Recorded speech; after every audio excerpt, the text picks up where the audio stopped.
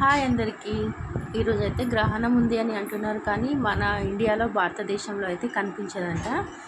So మనమైతే ఇక్కడ ఏ జాగ్రత్తలు పాటించాల్సిన అవసరం లేదు. సో ప్రెగ్నెంట్ లేడీస్ కూడా ఏ జాగ్రత్తలు పాటించాల్సిన అవసరం అయితే లేదు. కాకపోతే శనిదేవుడు మాత్రం మకర రాశి నుంచి మీన రాశిలోకి ప్రవేశిస్తాడంట ఈరోజు. అదైతే మన వరల్డ్ వైడ్ ఉంటుంది కాబట్టి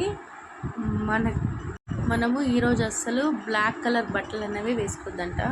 అసలు మన డ్రెస్లో కానీ దేంట్లో కానీ అసలు బ్లాక్ కలర్ అనేది ఉండొద్దంట ఈరోజు. అలాగే రేపు కూడా, ఎందుకంటే రేపు ఉగాది మన కొత్త సంవత్సరంగా మనము జరుపుకుంటాం కాబట్టి రేపు కూడా వేసుకోవద్దు.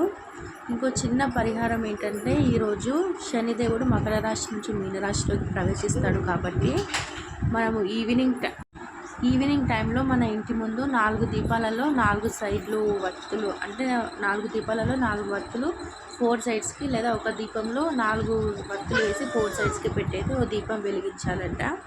ఇలా చేయడం ద్వారా 4 సైడ్స్ 4 దిక్కుల నుండి పాజిటివిటీ అయితే మనకు వస్తుందంట.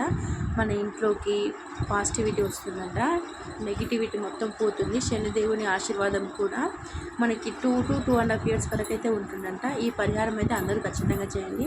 ఇలాంటి కంటెంట్ కోసం అయితే మన ఛానల్ని సబ్స్క్రైబ్ చేసుకోవడం అయితే మర్చిపోకండి. సబ్స్క్రైబ్ అవర్ ఛానల్ మీ తెలుగు అమ్మాయి.